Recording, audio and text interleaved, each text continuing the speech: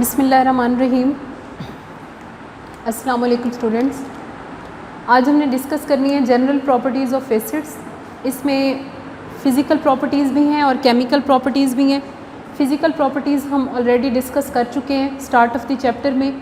जो आपको basic differences बताए गए थे एसिड्स और बेस के हवाले से, वो उनकी फ़िज़िकल प्रॉपर्टीज़ भी कहलाती हैं। तो अगर आपको फ़िज़िकल प्रॉपर्टीज़ का क्वेश्चन आपसे पूछा जाता है तो आपने वही मेंशन कर देनी है जिनमें हमने कोरोसिव बिहेवियर ऑफ एसिड का बताया था। इसके अलावा हमने इलेक्ट्रोलिटिक एबिलिटी का बताया था। इसके अलावा हमने टेस्ट का बताया था, स्लिपरी नेचर होते हैं बेसिस, यानी जो बेसिक प्रॉपर्टीज़ आपने डिस्कस की हैं वो फ़िज़िकल प्रॉपर्टीज़ ऑफ एसिड भी कहलाती हैं बेसिस। तो वहाँ पे आप मेंशन कर देंगे फ़िज़िकल प्रॉपर्टीज़ को। नेक्स्ट हम डिस्कस करते हैं केमिकल प्रॉपर्टीज़ ऑफ एसिड। सबसे पहले जो केमिकल प्रॉपर्टी हम डिस्कस करने लगे हैं that is a reaction with metals. अगर आप रिएक्शन देखते हैं मेटल्स के साथ तो एसिड रिएक्ट करते हैं मेटल के साथ एक्सप्लोसिवली, लाइक सोडियम है, पोटाशियम है, कैल्शियम है। अगर ये रिएक्ट करने लगते हैं किसी भी एसिड के साथ तो इनका रिएक्शन जो है वो बहुत एक्सप्लोसिव होता है।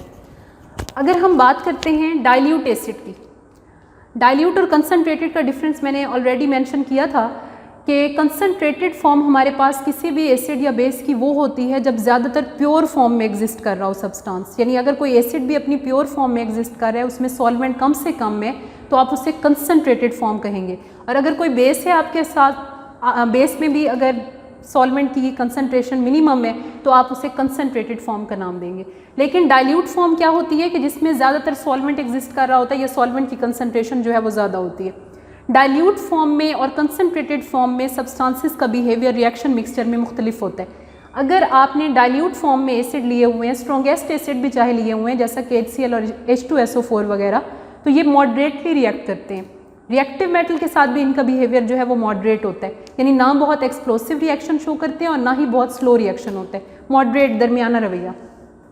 तो अब देखें डाइल्यूट एसिड यानी कंसनट्रेटेड इन डाइल्यूट फॉर्म में, जबकि इनकी प्योर फॉर्म ना हो, जब इनमें सॉल्वेंट ऐड किया गया हो तो सॉल्वेंट ऐड किया जाएगा तो इसको नाम दे दिया जाएगा डाइल्यूट एसिड का, यानी कंसनट्रेशन ऑफ एसिड इसमें कम होगी, सॉल्वेंट ज़्यादा होगा। डाइल्यूट एसिड जब रिएक्ट करते हैं किसी भी रिएक्टिव मेटल के साथ, जैसे मैग्नीशियम है, जिंक है, फेरिक है, एल्यूमिनियम है, तो इनका रिएक्शन जो है वो मॉडरेट होगा और इसके नतीजे में आपके पास सॉल्ट फॉर्मेशन होगी और साथ में हाइड्रोजन गैस इवॉल्व होगी।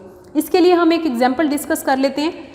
फर्स्ट जो हम एग्जाम्पल मेंशन कर रहे हैं इसमें हमने मेटल के तौर पे लिया जिंक को और इसके साथ सल्फ्यूरिक एसिड रिएक्ट करेगा। याद रखें यहाँ पे जो हम रिएक्शन डिस्कस करने लगे हैं इसमें डाइल्यूट फॉर्म में HCl H2SO4 लिया जाएगा, नॉट कंसनट्रेटेड फॉर्म। तो रिएक्शन जो है ये मॉडरेट होगा, बहुत एक्सप्लोसिव रिएक्शन नहीं होगा जिसे कंट्रोल करना मुश्किल हो। तो रिएक्शन जब होगा जिंक का H2SO4 के साथ, इसके नतीजे में हमारे पास सॉल्ट बनेगा और साथ में हाइड्रोजन गैस इवॉल्व होगी। होगा कुछ इस तरह से कि जिंक चूँकि मेटल है और मेटल की प्रॉपर्टीज़ के बारे में आप जानते हैं कि मेटल की ये एबिलिटी होती है कि वो जब भी किसी रिएक्शन मिक्सचर में टेक पार्ट करती है तो वो हमेशा अपने इलेक्ट्रॉन लूज़ करके बॉन्ड बनाती है। तो यहाँ पे जिंक मेटल हमने लिया हुआ है और जिंक मेटल की एबिलिटी है कि ये 2 इलेक्ट्रॉन लूज़ कर सकता है। सल्फेट ग्रुप चूँकि -2 चार्ज कैरी करता है, अगर हम बात करते हैं जिंक की तो ये 2 इलेक्ट्रॉन लूज़ करने के बाद इस सल्फेट ग्रुप के साथ बॉन्ड बना के ZnSO4 या जिंक सल्फेट बना देगा। और इसके साथ अगर हम देखते हैं हाइड्रोजन गैस चूँकि रिएक्शन मिक्सचर में बाकी रह जाएगी तो हाइड्रोजन गैशियस सब्सटेंस के तौर पे या गैशियस मॉलिक्यूल के तौर पे इवॉल्व हो जाएगी। जहाँ पे ये साइन मेंशन किया जाएगा जिसमें एरो हेड अबव शो किया जाएगा, इसका मतलब कोई गैस इवॉल्व हो रही है। सेकेंड हम डिस्कस करते हैं एल्यूमिनियम को। एल्यूमिनियम चूँकि 3 पॉजिटिव वैलेंसी कैरी करता है, एल्यूमिनियम भी एक रिएक्टिव मेटल है। इसका जब रिएक्शन किया जाता है किसी भी सब्सटेंस के साथ जिसके साथ रिएक्ट करने की इसकी एबिलिटी हो तो ये ज़्यादातर अपने 3 इलेक्ट्रॉन लूज़ करके बॉन्ड बनाता है। अब एल्यूमिनियम का रिएक्शन किया जा रहा है HCl के साथ, यहाँ पे भी HCl डाइल्यूट फॉर्म में लिया जाएगा। एक मॉडरेट रिएक्शन टेक्स प्लेस होगा, इसके नतीजे में एल्यूमिनियम अपने 3 इलेक्ट्रॉन लूज़ करेगा। जब ये अपने 3 इलेक्ट्रॉन लूज़ करेगा तो अब इसे एक ऐसा एलिमेंट चाहिए जो इसके 3 इलेक्ट्रॉन को गेन कर सके। तो यहाँ पे क्लोरीन, इसके आपको मालूम होना चाहिए कि क्लोरीन का चूँकि एटॉमिक नंबर 17 होता है, इसके लास्ट शेल में 7 इलेक्ट्रॉन मौजूद होते हैं। इसे अपने आप को स्टेबल करने के लिए 1 इलेक्ट्रॉन की ज़रूरत होती है, इसीलिए सिंगल क्लोरीन तो 3 इलेक्ट्रॉन को गेन कर नहीं सकता।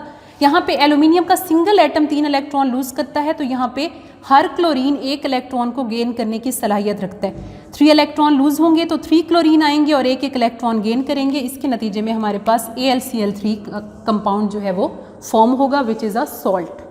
नेक्स्ट हम इसमें देखते हैं कि हमारे पास रिएक्शन मिक्सचर में कौन सा सब्सटेंस मौजूद है।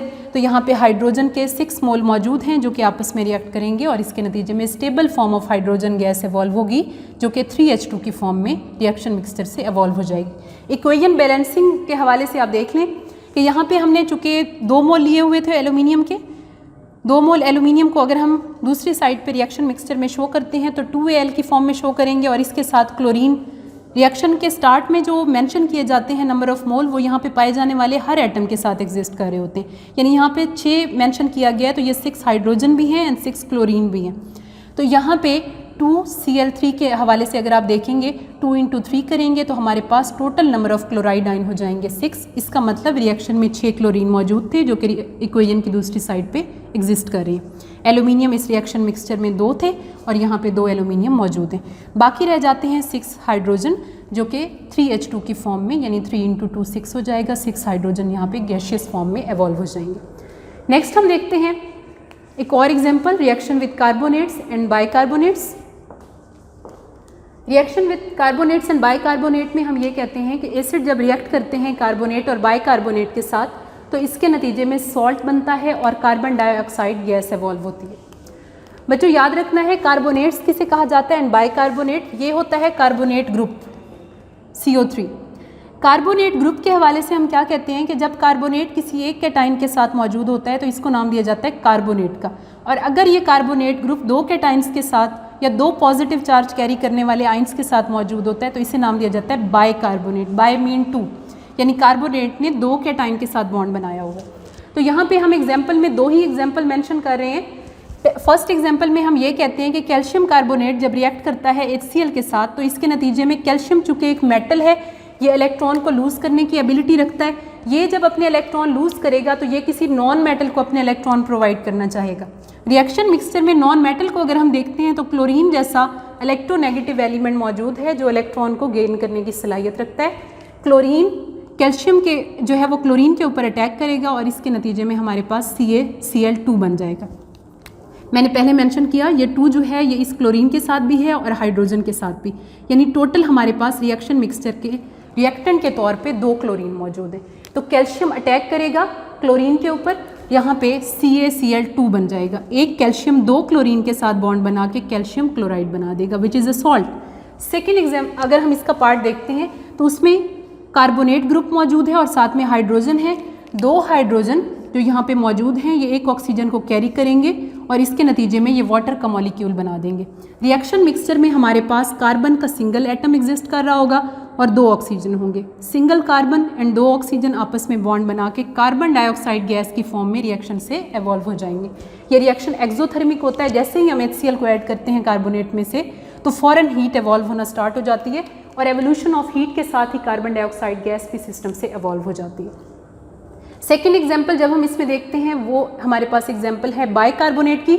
सोडियम बाइकार्बोनेट जब रिएक्ट करता है H2SO4 के साथ तो इसके नतीजे में सोडियम अटैक करता है सल्फेट ग्रुप के ऊपर। सोडियम जिसकी वैलेंसी +1 होती है ये सल्फेट के ऊपर अटैक करेगा और इसके नतीजे में 2 सोडियम एक सल्फेट ग्रुप के साथ रिएक्शन करके सॉल्ट फॉर्मेशन कर देंगे। यहाँ पे 2 हाइड्रोजन मौजूद हैं जबकि रिएक्शन मिक्सचर में 2 हाइड्रोजन यहाँ पे मौजूद है, यानी टोटल नंबर ऑफ हाइड्रोजन हमारे पास मौजूद हैं 4। ये 2 हाइड्रोजन और ये 2 हाइड्रोजन आपस में जब कंबाइन होंगे तो नंबर ऑफ हाइड्रोजन 4 हो जाएंगे। जबकि अगर आप रिएक्शन में देखें तो यहाँ पे हमारे पास नंबर ऑफ ऑक्सीजन कितने हैं, 3 × 2 6। इन 6 ऑक्सीजन में से 2 ऑक्सीजन ऐसे हैं जो कि रिएक्शन मिक्सचर में हाइड्रोजन के साथ बॉन्ड बना के वाटर का मॉलिक्यूल बना देंगे। वाटर के मॉलिक्यूल में 4 हाइड्रोजन एग्जिस्ट कर रहे हैं एंड 2 ऑक्सीजन। रिमेनिंग हमारे पास 2 कार्बन बच जाते हैं और 4 ऑक्सीजन बच जाते हैं जो कि कार्बन डाइऑक्साइड के मॉलिक्यूल की फॉर्म में रिएक्शन मिक्सचर से एवॉल्व हो जाएंगे। नेक्स्ट हम इसमें डिस्कस कर लेते हैं reaction with bases. Bases react with acid to form salt and water. Generalised reaction होता है एसिड एंड बेस के हवाले से। एसिड और बेस जब आपस में रिएक्ट करते हैं तो ये हमेशा सॉल्ट एंड वाटर बनाते हैं। रिएक्शन को न्यूट्रलाइजेशन रिएक्शन का नाम दिया जाता है। सिंपली न्यूट्रलाइज कर देते हैं एसिड और बेस एक दूसरे को, एक सॉल्ट का मॉलिक्यूल बनेगा, एक सॉल्ट बनेगा और साथ में वाटर का मॉलिक्यूल बनेगा। यहाँ पे फर्स्ट एग्जांपल मेंशन की गई है सोडियम हाइड्रोक्साइड की और HCl की। सोडियम हाइड्रोक्साइड में से सोडियम अटैक करेगा क्लोरीन पे तो NaCl बना देगा, हाइड्रोजन और हाइड्रोक्सिल आपस में बॉन्ड बना के वाटर का मॉलिक्यूल बना देंगे। रिएक्शन मिक्सचर में रिएक्टेंट के तौर पे एक बेस है और एक एसिड है और प्रोडक्ट में हमारे पास सॉल्ट बनेगा और साथ में वाटर मॉलिक्यूल बनेगा। रिएक्शन को नाम दिया जाएगा न्यूट्रलाइजेशन रिएक्शन का। नेक्स्ट हम इसमें देखते हैं एक और एग्जाम्पल एसिड एंड बेस के रिएक्शन के हवाले से।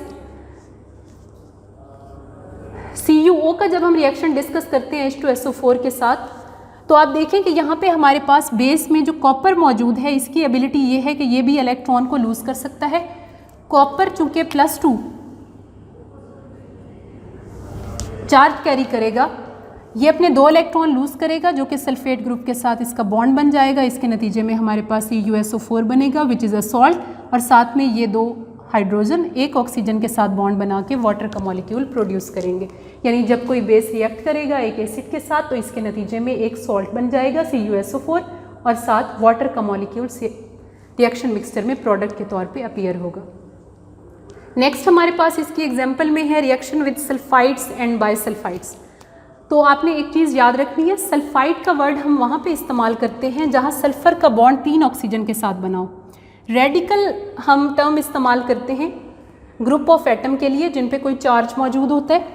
अगर SO4 की फॉर्म में सल्फर का जो ग्रुप ऑफ एटम है अगर SO4 की फॉर्म में एग्जिस्ट कर रहा है तो उसे हम नाम देते हैं सल्फाइड का। जैसे SO4 है, ये H2SO4 में पूरा SO4 मौजूद है, इसे सल्फाइड कहा जाएगा। और अगर SO3 की फॉर्म में होता है तो इसे नाम दिया जाता है सल्फाइड का। तो यहाँ पे SO3 है चूँकि इसे सल्फाइड कहा जाएगा। अगर ये SO3 2 कैटाइन्स के साथ बॉन्ड बना रहा है तो इसे बायसल्फाइड कहा जाएगा। बाय मीन 2, अगर 2 कैटाइन्स मौजूद हैं तो बायसल्फाइड, अगर सिंगल कैटाइन मौजूद है तो इसे सल्फाइड का नाम दिया जाएगा। तो reaction with sulphides and bisulphide है, acid react with sulphides and bisulphide to produce salt and evolve sulphur dioxide gas. Calcium जो कि मेटेलिक प्रॉपर्टीज ऑक्यूपाई करता है, कैल्शियम अपने 2 इलेक्ट्रॉन लूज करता है और इसके नतीजे में ये रिएक्शन कर लेता है क्लोरीन के साथ। यहाँ पे हमारे पास बन जाएगा CaCl2 जो कि एक सॉल्ट है। रिएक्शन मिक्सचर में एक सल्फर मौजूद है, 3 ऑक्सीजन मौजूद हैं, 2 हाइड्रोजन एक ऑक्सीजन पे अटैक करके H2O का एक मॉलिक्यूल बना देंगे। बाकी रिएक्शन में एक सल्फर 2 ऑक्सीजन रहेंगे जो कि SO2 गैस की फॉर्म में रिएक्शन मिक्सचर से एवॉल्व हो जाएंगे। नेक्स्ट एग्जाम्पल अगर हम देखते हैं इसमें हमारे पास सोडियम बायसल्फाइड है। सोडियम बायसल्फाइड जब HCl के साथ रिएक्शन करेगा तो एक तो सोडियम का अटैक होगा क्लोरीन पे तो सॉल्ट फॉर्मेशन हो जाएगी विच इज़ NaCl। रिमेनिंग आप देखें यहाँ पे एक हाइड्रोजन मौजूद है और एक हाइड्रोजन ये मौजूद है। ये दोनों हाइड्रोजन एक ऑक्सीजन को कैरी करके वाटर का मॉलिक्यूल बना देंगे। रिएक्शन मिक्सचर में बाकी एक सल्फर और 2 ऑक्सीजन होंगे जो कि सल्फर डाइऑक्साइड गैस की फॉर्म में रिएक्शन मिक्सचर से एवॉल्व हो जाएंगे। तो सल्फाइड और बायसल्फाइड का जब रिएक्शन होता है एसिड के साथ इसके नतीजे में हमेशा सॉल्ट फॉर्मेशन होती है और सल्फर डाइऑक्साइड गैस लाजमी एवॉल्व होती है। Water as a by product आपको नजर आ रहा है। Reaction with sulphide, reaction with sulphide में हम ये कहते हैं कि जब एसिड रिएक्ट करते हैं मेटल सल्फाइड के साथ तो इसके नतीजे में लिबरेट होती है या प्रोड्यूस होती है या एवॉल्व होती है हाइड्रोजन सल्फाइड गैस। अगर हम इसमें एग्जांपल देखें तो यहाँ पे हमारे पास फेरस सल्फाइड है। फेरस सल्फाइड हम इसे क्यों कहते हैं, हमने पढ़ा था कि अगर हमारे पास +2 की फॉर्म में एग्जिस्ट कर रहा होता है फेरिक या आयरन, आयरन जब +2 की फॉर्म में होता है तो हम इसे नाम देते हैं फेरस का, और अगर ये +3 की फॉर्म में होता है तो हम इसे नाम देते हैं फेरिक का। तो यहाँ पे देखें ये जो FeS का एक कंपाउंड हमारे पास बना हुआ है इसमें सल्फर -2 वैलेंसी कैरी करेगा और आयरन क्या करेगा +2, इसीलिए हम इसे नाम देते हैं फेरस सल्फाइड का। ये फेरस अगर यहाँ पे भी फेरस की फॉर्म में है तो ऑब्वियसली इसकी प्रोडक्ट जो होगी वो भी फेरस की फॉर्म में ही अपीयर होगी। ये अटैक करेगा SO4 के ऊपर और इसके नतीजे में इनके दरमियान बॉन्ड बन जाएगा FeSO4 के दरमियान फेरस सल्फाइड, और फेरस सल्फाइड के साथ साथ आप देखें यहाँ पे 2 हाइड्रोजन मौजूद हैं। ये सिंगल सल्फर के ऊपर अटैक करेंगे और इसके नतीजे में hydrogen sulphide gas reaction mixture से एवॉल्व हो जाएगी। ये केमिकल प्रॉपर्टीज़ हैं एसिड्स की। केमिकल प्रॉपर्टीज़ में आपने रिएक्शंस की ज़्यादा से ज़्यादा प्रैक्टिस करनी है। इसमें आपने याद रखना है कि हमने कौन से रिएक्शन में रिएक्टेंट कौन से लिए थे। जब आप रिएक्टेंट को अच्छे तरीके से समझ लेंगे तो आपको रिएक्शन करना आ जाएगा, देन आपको प्रोडक्ट बनाने में आसानी होगी। एक रिएक्शन कम से कम आप 3 से 4 बार लिखें, इस तरह आपके माइंड में रह जाएगा। शायद आप जब फर्स्ट टाइम सॉल्व कर रहे होंगे तो आपको बहुत आसान लगेगा, होते आसान ही हैं, लेकिन प्रैक्टिस करने से ज़्यादा आपके माइंड में वो चीज़ रह जाती है। तो आपने ज़्यादा से ज़्यादा इसकी प्रैक्टिस करनी है। These are the chemical properties of acids, बहुत इंपॉर्टेंट है। आपने ये तमाम प्रॉपर्टीज़ एज इट इज़ याद करनी है और इसको लॉन्ग क्वेश्चन के पॉइंट ऑफ व्यू से प्रिपेयर करना है। नेक्स्ट हमने डिस्कस करना है यूजेस ऑफ एसिड्स को। एसिड्स कहाँ पे इस्तेमाल हो रहे हैं। सबसे पहले हम डिस्कस कर लेते हैं सल्फ्यूरिक एसिड। सल्फ्यूरिक एसिड इस्तेमाल होता है मैन्युफैक्चर ऑफ फर्टिलाइज़र्स में। फर्टिलाइज़र्स मीन खादें वगैरह बनाने के लिए इसे इस्तेमाल किया जाता है, जैसे कैल्शियम सुपर फॉस्फेट वगैरह, अमोनियम सल्फेट वगैरह। ये हमारे पास डिफरेंट टाइप्स जो हैं वो फर्टिलाइज़र्स के इस्तेमाल की जाती हैं, जिनमें सल्फ्यूरिक एसिड को इस्तेमाल किया जाता है मैन्युफैक्चर ऑफ फर्टिलाइज़र्स में। इसके अलावा ये बहुत अच्छा चूँकि इलेक्ट्रोलाइट है, इलेक्ट्रोलाइट के बारे में हम ये कहते हैं कि एक ऐसा सब्सटेंस जो कि आयनाइज होने की एबिलिटी रखता हो। तो इलेक्ट्रोलिटिक जो एबिलिटी होती है ये डिफरेंट फिनोमिनाज में हमने इस्तेमाल कर सकते हैं। क्योंकि ये बहुत अच्छा इलेक्ट्रोलाइट है तो सल्फ्यूरिक एसिड को इस्तेमाल किया जाता है लेड स्टोरेज बैटरीज़ के अंदर एज अ इलेक्ट्रोलाइट के तौर पे इसे यूज़ किया जाएगा लेड स्टोरेज बैटरीज़ के अंदर, जहाँ पे इलेक्ट्रोलिटिक एबिलिटी की ज़रूरत होती है या जहाँ पे किसी सब्सटेंस को आयनाइज करके वहाँ से आयंस प्रोड्यूस करने की ज़रूरत होती है, वहाँ पे इलेक्ट्रोलाइट का इस्तेमाल किया जाता है। सल्फ्यूरिक एसिड की आयनाइजेशन एबिलिटी ज़्यादा होने की वजह से इसे लेड स्टोरेज बैटरीज़ में एज एन इलेक्ट्रोलाइट इस्तेमाल किया जाता है। नेक्स्ट हम देख लेते हैं नाइट्रिक एसिड।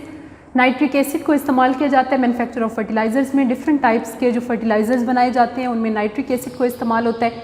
नाइट्रोजन भी प्लांट की एक रिक्वायरमेंट में से है कि नाइट्रोजन भी प्लांट की एसेंशियल रिक्वायरमेंट हम इसे कह सकते हैं। तो इस तरह से बहुत सारे ऐसे फर्टिलाइज़र्स बनाए जाते हैं जिनमें नाइट्रोजन के कंपोनेंट को ऐड किया जाता है। बहुत सी ऐसी खादें बनाई जाती हैं जिनमें नाइट्रेट्स को ऐड किया जाता है। तो नाइट्रिक एसिड को भी रिएक्शन मिक्सचर में इस्तेमाल किया जाता है डिफरेंट टाइप ऑफ फर्टिलाइज़र्स बनाने के लिए जिनमें नाइट्रेट्स का इस्तेमाल ज़रूरी होता है। नेक्स्ट हम देखते हैं कि इसका इस्तेमाल किया जाता है एक्सप्लोसिव में। एक्सप्लोसिव मीन आतिशगीर जो मादे होते हैं उनमें इस्तेमाल किया जाता है नाइट्रिक एसिड को। पेंट्स की तैयारी में इस्तेमाल होता है नाइट्रिक एसिड। ड्रग्स, नशावर जो अद्वियात होती हैं उनकी तैयारी में इस्तेमाल किया जाता है। ड्रग्स से मुराद आपने हमेशा नशावर अद्वियात को लेना है। ऐसी ड्रग्स उन मेडिसिन को कहा जाता है जो कि स्पेसिफिक जो हैं ऐसे केमिकल्स ऑक्यूपाई कर रही होती हैं जिसकी वजह से कुछ देर के लिए रिलैक्सेशन की तरफ जाता है पेशेंट।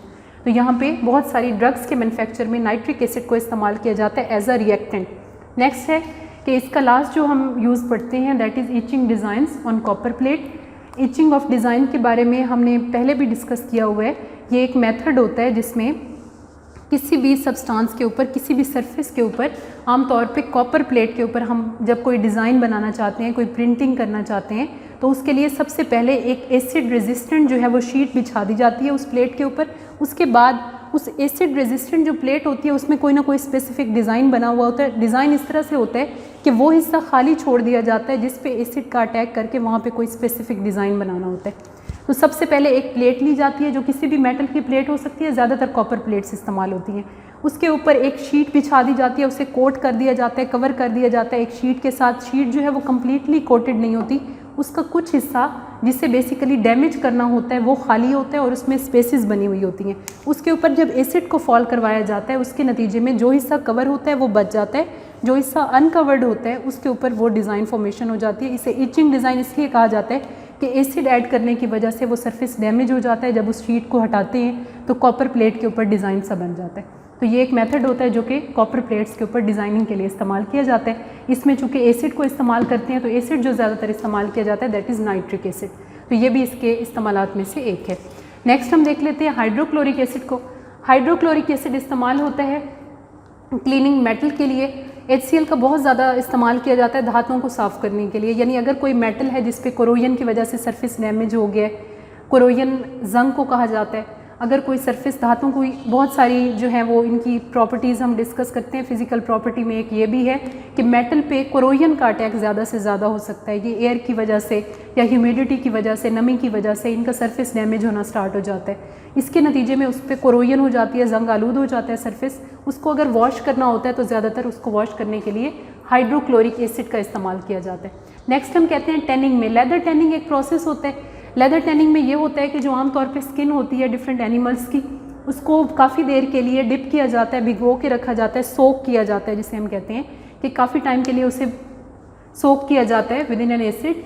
एसिड जो आमतौर पर इस्तेमाल किया जाता है that is hydrochloric acid. Hydrochloric acid में जब काफ़ी देर के लिए उसे भिगो के रखा जाएगा, उसके बाद क्या होगा कि उसके ऊपर जो फाइबर्स मौजूद होंगे, जो थ्रेड लाइक मटेरियल स्किन के ऊपर मौजूद होते हैं, और या फिर बहुत सारे जो हाइड्स वगैरह होते हैं, गढ़े होते हैं, वो फिल हो जाते हैं और एक स्मूथ सरफेस अपीयर होता है। उसके बाद उसको टैनिंग करना या उसको स्मूथ सरफेस में कन्वर्ट करना उस स्किन ऑफ एनिमल को, जो कि जिसमें हम शीप वगैरह की स्किन को इस्तेमाल कर रहे होते हैं, उसको लेदर में कन्वर्ट करना आसान होता है। तो हाइड्रोक्लोरिक एसिड को टैनिंग में किस पर्पज़ के लिए इस्तेमाल किया जाता है? जो स्किन ऑफ एनिमल होती है उसको डिप किया जाता है, रखा जाता है हाइड्रोक्लोरिक एसिड में।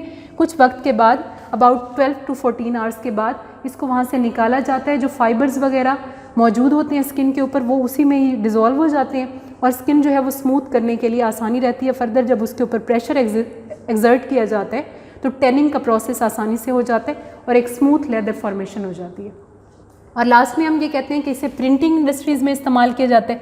प्रिंटर में इस्तेमाल करने के लिए हम एसिड इस्तेमाल करते हैं। प्रिंटर में एसिड का बहुत ज़्यादा इस्तेमाल होता है। जब भी किसी पेज के ऊपर प्रिंटिंग को अपीयर करना होता है तो उसमें एसिड के तौर पे हाइड्रोक्लोरिक एसिड को इस्तेमाल किया जाता है। नेक्स्ट हम देखते हैं बेंजोइक एसिड। बेंजोइक एसिड के डिफरेंट यूजेस हैं और सबसे ज़्यादा इंपॉर्टेंट इसका जो इस्तेमाल है it is used in the food preservation. खुराक को महफूज करने के लिए बेंजोइक एसिड को इस्तेमाल किया जाता है। फूड प्रिजर्वेशन में बहुत सारे आइटम्स आ जाते हैं, बहुत सारे बेकरी प्रोडक्ट्स आ जाती हैं। अगर कहीं पे बहुत सारे आइटम्स को हमने इंपोर्ट करना है या फिर बहुत सारे जो हमारे पास मटेरियल्स होते हैं रिलेटेड टू फूड, अगर उनको प्रिजर्व करके हमने रखना है तो उसके लिए ज़्यादातर बेंजोइक एसिड को इस्तेमाल किया जाता है। इस एसिड की मदद से ये होता है कि अगर इसकी मदद से हम एक चीज़ को पैकिंग कर रहे हैं तो उस पे बैक्टीरिया के अटैक के चांसेस कम से कम होते हैं, उस पे माइक्रो ऑर्गेनिज्म का हमला कम से कम हो सकता है। इसीलिए इसको फूड प्रिजर्वेशन के लिए इस्तेमाल किया जा सकता है। लास्ट में हम देखते हैं acetic acid. Acetic acid use होता है फ्लेवरिंग ऑफ फूड के लिए। एसिटिक एसिड कॉमनली विनेगर की फॉर्म में इस्तेमाल होता है, सिरका की फॉर्म में इस्तेमाल होता है। इसे बहुत सारे फूड आइटम्स को फ्लेवरिंग प्रोवाइड करने के लिए, स्पेसिफिक फ्लेवर प्रोवाइड करने के लिए इस्तेमाल किया जाता है, जैसा कि अचार वगैरह के अंदर इस्तेमाल होता है।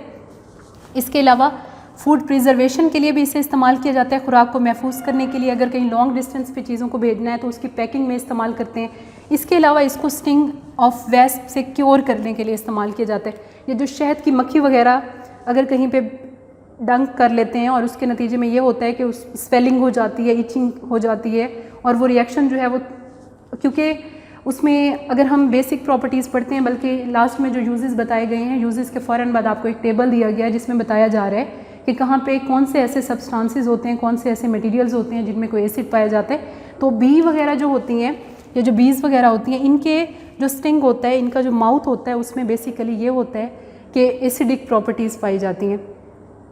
तो वहाँ पे अगर ये कहीं पे बाइट कर जाती हैं, उसके नतीजे में क्या होता है कि स्किन स्वेल होना स्टार्ट हो जाती है। उससे बचने के लिए, उससे क्योर करने के लिए भी इसे इस्तेमाल किया जाता है। आमतौर पे जो कॉमनली यूज़ होता है इसका, वो सिरका की फॉर्म में होता है कि अगर शहद की मक्खी वगैरह कहीं पे बाइट कर जाए तो उसके नतीजे में सिरका वहाँ पे लगा दिया जाए तो उससे क्योर पॉसिबल होता है और उससे बचा जा सकता है। तो ये इनके डिफरेंट यूजेस हैं जो कि हम एसिड्स के हवाले से डिस्कस करते हैं। ये आपने प्रिपेयर करना है। कंप्लीट टॉपिक आपसे शॉर्ट क्वेश्चन में पूछेंगे तो कोई से 2 एसिड्स के हवाले से पूछा जा सकता है, लॉन्ग क्वेश्चन में पूछेंगे तो पूरा टॉपिक पूछा जा सकता है। इसके बाद इनके एसिड्स के हवाले से बताया गया है कि एसिड, कौन सा एसिड कहाँ पे पाया जाता है। एक टेबल गिवन है आपकी बुक में, वो टेबल भी आपने लाजमी इसमें डिस्कस कर लेना है, पढ़ लेना है। नेक्स्ट जो है टॉपिक पढ़ने से पहले हम उस टेबल को भी एक बार रिवाइज़ कर लेंगे।